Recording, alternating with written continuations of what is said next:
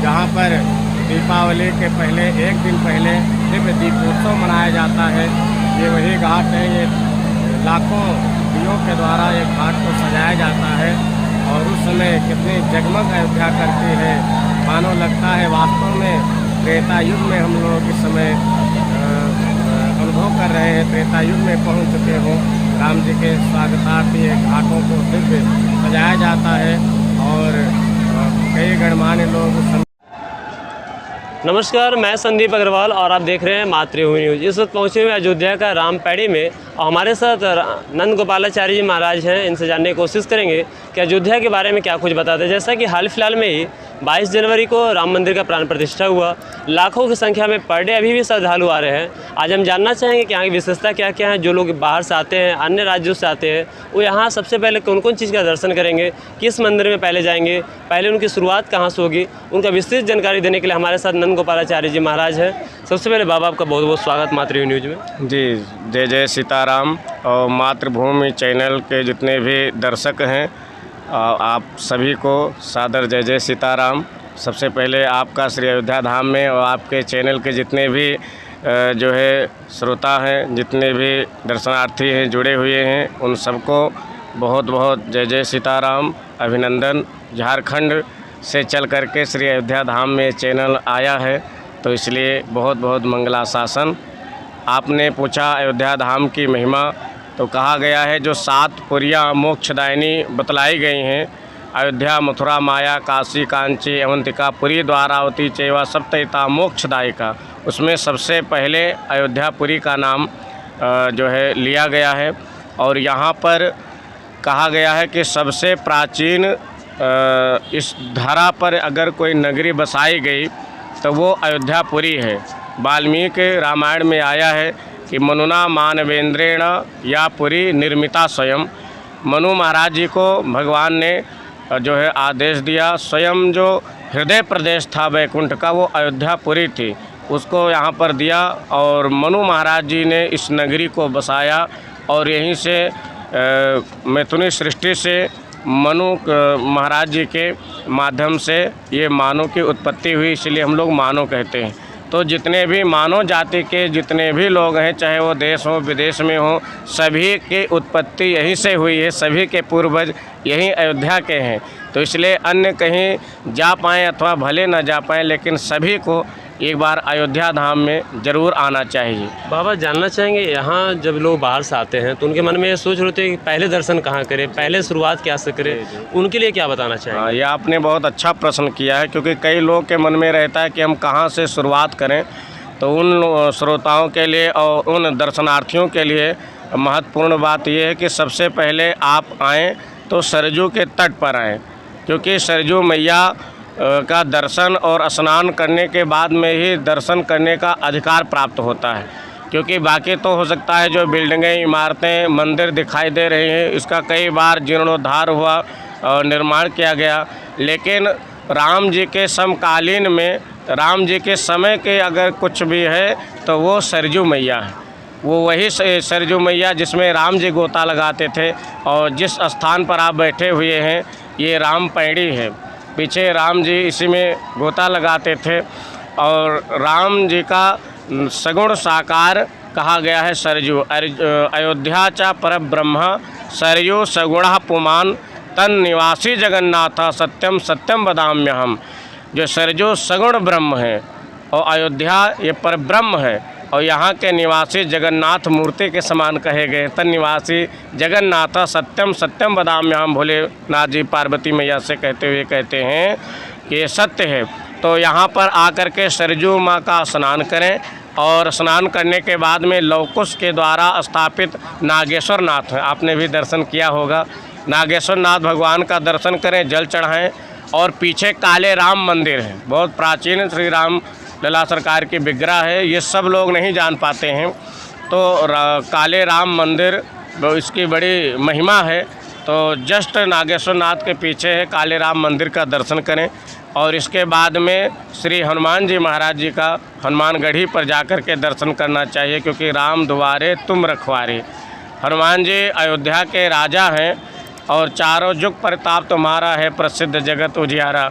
तो हनुमानगढ़ी दर्शन करने के बाद में फिर रामलला सरकार के दर्शन करने के लिए जाना चाहिए। और रामलला सरकार मंदिर का दर्शन कर लें तो कनक भवन बिहारी बिहार जो सरकार जो कैकेयी मैया ने मुँह दिखाई में, जानकी मैया जब जनकपुर से आई थी तो मुँह दिखाई का एक रस्म होता है, तो उस मुँह दिखाई में कनक भवन पूरा स्वर्ण का वो महल था, वो महल भेंट किया था, गिफ्ट किया था। तो वहाँ पर श्री सीताराम जी की 3 जोड़ी है जो उत्सव विग्रह है, वो तीनों का दर्शन करना चाहिए। ये प्रमुख हो गया। उसके बाद में छोटी छावनी है, 4 धाम है, वाल्मीकि रामायण पूरा संस्कृत का 24,000 श्लोक दीवार में लिखा हुआ है, उसका भी दर्शन करना चाहिए। वैसे तो कई यहाँ पर मंदिर है और कनक भवन के बगल में ही श्री रामलला सदन बना हुआ है दक्षिण भारत के तर्ज पर। श्री रंगनाथ भगवान का मंदिर है, परम पूज्य सदगुरुदेव भगवान स्वामी श्री राघवाचार्य महाराज जी उसके जो है सरबराहकार हैं, वहाँ पर भी आएँ तो दर्शन अवश्य करें। इसके बाद में यहाँ से लगभग 20-21 किलोमीटर दूरी पर बस्ती जनपद में आता है मखौड़ा धाम, जहाँ पर राजा दशरथ जी ने यज्ञ करवाया था। भगत सहित मुनि आहुति दीन है, प्रगटे अग्नि चरु कर लीन है, जहाँ पर खीर उत्पन्न हुई थी। वशिष्ठ महाराज जी ने फिर उसको वितरण कराया और फिर इस प्रकार रामलला सरकार का आगमन हुआ। और यहाँ से लगभग 30-35 किलोमीटर दूरी पर सुल्तानपुर रोड पर श्री नंदी ग्राम है, जहाँ पर 14 वर्ष तक भरत जी महाराज तपस्या साधना किए, राम जी की प्रतीक्षा करते रहे, ज़मीन खोद करके नीचे बैठ करके और अयोध्या के सत्ता बागडोर का संचालन किया। तो इन प्रमुख मंदिरों में से है। बाकी तो यहाँ कहा गया है कि 10,000 मंदिर है, तो व्यक्ति कम से कम 3 दिन का समय लेकर के आए, और न 3 दिन का हो तो एक रात्रि ज़रूर विश्राम करना चाहिए। विश्राम करें और यथा समय जितना हो समयानुसार दर्शन करके और यहाँ पर आए तीर्थ में, तो प्रयास ये रहे कि यहाँ आकर के हमें कोई हमसे पाप ना हो जाए, क्योंकि अन्य क्षेत्रे कृतम पापम तीर्थ क्षेत्रे विनश्यति और तीर्थ क्षेत्रे कृतम पापम वज्रलेपो भविष्यति, वज्रलेपो भविष्यति। अन्य क्षेत्रों में जो पाप हो जाता है तो वो तीर्थ क्षेत्र में जा कर के हमारा पाप धुल जाता है, लेकिन जो तीर्थ क्षेत्र में पहुंच कर के पाप हो जाता है वो वज्रलेप के समान हो जाता है, वो फिर जल्दी धुलता नहीं।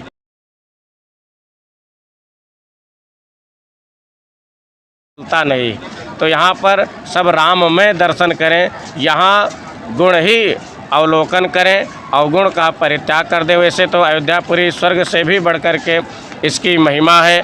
और कहा कि स्वयं राम जी ने कहा है, जन्मभूमि मम पुरी सुहावन और उत्तर दिश बह सरजू पावन। उत्तर दिशा में सरजू मैया कल कल निनाद करती हुई बह रही हैं।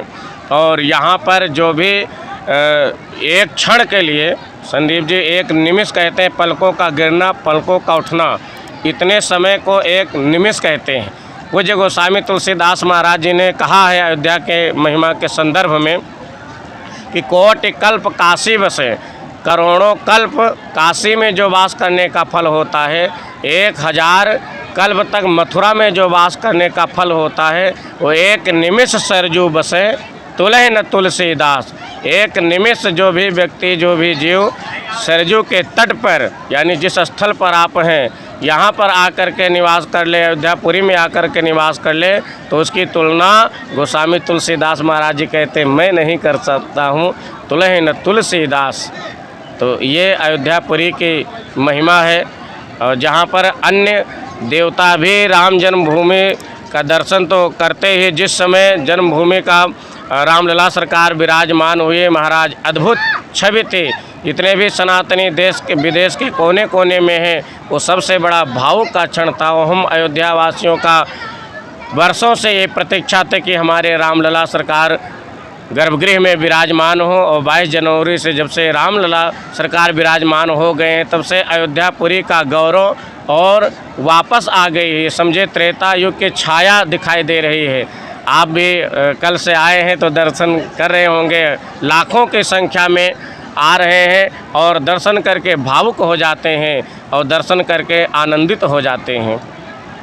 बाबा यहाँ जानना चाहेंगे, लाखों की संख्या में अभी भी भीड़ आ रही है, तो अभी का जब इतना काफ़ी संख्या में लोग श्रद्धालु आ रहे हैं, भक्त आ रहे हैं, तो रामनवमी का समय यदि देखा जाए या फिर दीपावली का समय, जिस समय राम जी वापस आए थे, उस समय का दृश्य कैसा रहता होगा? बहुत अद्भुत दृश्य रहता है। आपने बहुत अच्छा प्रश्न किया।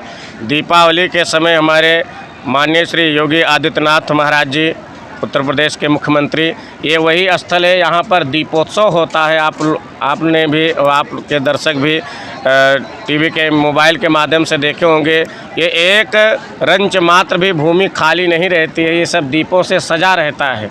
तो जिस समय ऐसा लगता है कि राम जी वास्तव में आ रहे हैं, जिस समय त्रेता युग में राम जी के आगमन के स्वागतार्थ सब लोग तैयार हुए थे, अयोध्यापुरी को सजाई गई होगी, वही प्रतिछाया का दर्शन होता है।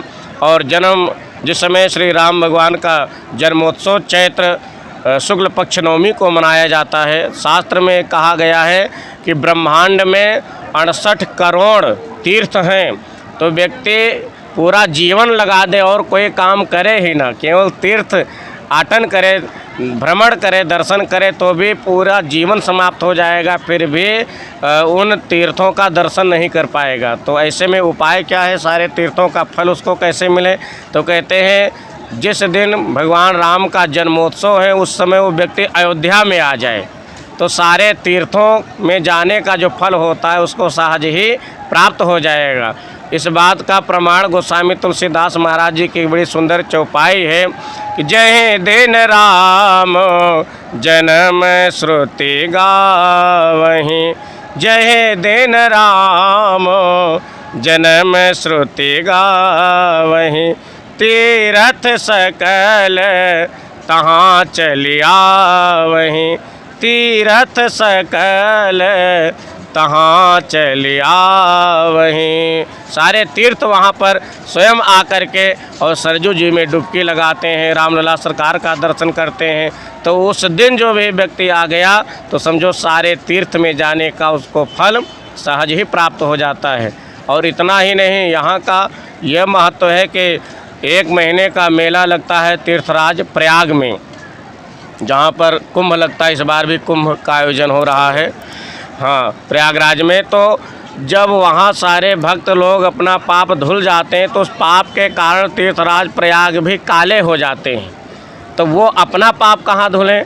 तो वो सरजू जी के तट पर आकर के सरजू मैया में डुबकी लगाते हैं, तब तीर्थराज प्रयाग भी अपने पाप से मुक्त हो पाते हैं। एक बार श्री रामलला सरकार और लक्ष्मण भैया यहीं सरजू के किनारे खड़े हुए थे, क्रीड़ा कर रहे थे। एक व्यक्ति को देखे काला कलूटा घोड़े पर सवार हो करके आया और सरजू जी में जो ही डुबकी लगाया, जब निकलता तो एकदम धवल हो गया, दिव्य रूप हो गया। तो लक्ष्मण जी ने पूछा, भैया ये व्यक्ति आया था तो अभी काला कलूटा था और थोड़े ही देर में स्नान करके जब आ रहा तो एकदम ये दिव्य रूप हो गया, ये कौन है? तो राम जी ने बताया, प्रिय अनुज लक्ष्मण जी, ये और कोई नहीं, ये तीर्थराज प्रयाग हैं। तीर्थराज प्रयाग पापों से जब कलुषित हो जाते हैं, काले हो जाते हैं, तब सरजू जी में डुबकी लगा करके वो भी धवल हो जाते हैं, पवित्र हो जाते हैं, दिव्य हो जाते हैं। ये यहाँ की महिमा है। यहाँ का बाबा जानना चाहेंगे, 22 जनवरी के बाद से पूरे भारत में ही नहीं बल्कि विदेशों में भी अयोध्या का नाम आ गया है। अयोध्या में हेड लिस्ट में है कि अयोध्या धाम में अगर देखा जाए तो भारत में कोई भी आते हैं तो पहले अयोध्या जाना पसंद करते हैं। तो यहाँ पे रहने और खाने की व्यवस्था किस टाइप है? जैसे मान लीजिए विदेशी लोग भी आते होंगे तो उन्हें तो वहाँ का भोजन, यहाँ का भोजन में अंतर रहती होगी। भारतीय लोग के लिए यहाँ किस तरह का व्यवस्था है? यहाँ पर सारी व्यवस्थाएँ व्यवस्थित हैं। बड़े बड़े होटल हैं, द रामायण पैलेस है और अन्य कई होटल हैं, जहाँ पर जो भी सुविधा उनको चाहिए भोजन पानी में, दक्षिण भारत के तर्ज पर जो वहाँ का पकवान है वो भोजन मिलता है। बाकी कनक भवन के पास में अम्मा जी की रसोई है, बिना लहसुन प्याज का बड़ा ही सुंदर स्वादिष्ट भोजन मिलता है। अभी जब रामलला सरकार विराजमान हुए तब से तो कई, लगभग हमको लगता है 40 जगह, न्यूज़ में भी आ रहा था, 40 जगह भंडारा चल रहा था। और अब उतना नहीं, लेकिन फिर भी 5-7 जगह नित्य भंडारा चलता है।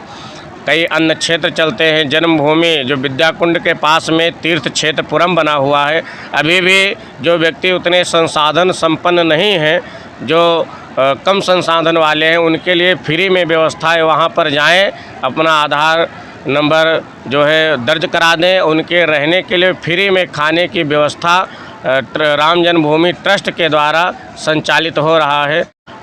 राम जन्मभूमि ट्रस्ट के द्वारा संचालित हो रहा है। तो जो व्यक्ति जिस प्रकार के रहने चाहें उनके लिए भोजन पानी उसी प्रकार की व्यवस्था है। और हम तो कहते हैं तीर्थ में आए तो थोड़ी बहुत असुविधा भी हो तो उसको भी स्वीकार करना चाहिए, क्योंकि काया क्लेशो तपः, थोड़ा सा कष्ट हो, यहाँ की गलियों में पैदल चलें और यहाँ के दिव्य दर्शन करें तो उसका एक अलग आनंद रहेगा। यहाँ पे बाबा सरजू नदी के घाट पे बताया जाता है काफ़ी घाट है, कई नामों से जाना जाता है। टोटल कितने घाट हैं यहाँ पे? टोटल ऐसे कई घाट हैं, 10-11 घाट जो प्रमुख हैं। जैसे हम लोग जहाँ बैठे हुए हैं ये जो है गोला घाट लगता है, और आगे लक्ष्मण घाट है, फिर राम घाट है, कैकेयी घाट है, कौशल्या घाट है, दशरथ घाट है। और ऐसे घाटों का जो है पूरा श्रेणी के साथ में जब आगे जाएंगे तो आगे गुप्तार घाट है, जहाँ श्री राम जी सरकार तृण घास के सहित अंतिम समय में अपने साकेत धाम को प्रस्थान किए थे। तो गुप्तार घाट है, वो भी बहुत ही दर्शनीय है, वहाँ पर भी लोगों को दर्शन करना चाहिए। अब अंतिम प्रश्न होगा बाबा, आपका उत्तर प्रदेश के साथ साथ झारखंड बिहार में भी आपका आना जाना रहता है, पूजा पाठ करवाना, यज्ञ हो, महापाठ हो, कई कार्यों में आप बढ़ चढ़ कर भाग लिए हैं और लोग आपको बुलाते भी हैं। आपके कार्यों से लोगों में काफ़ी भक्तों में भी प्रशंसा रहती है। झारखंड बिहार के दर्शक जो अभी आपको देख रहे हैं उनके लिए क्या मैसेज देना चाहेंगे?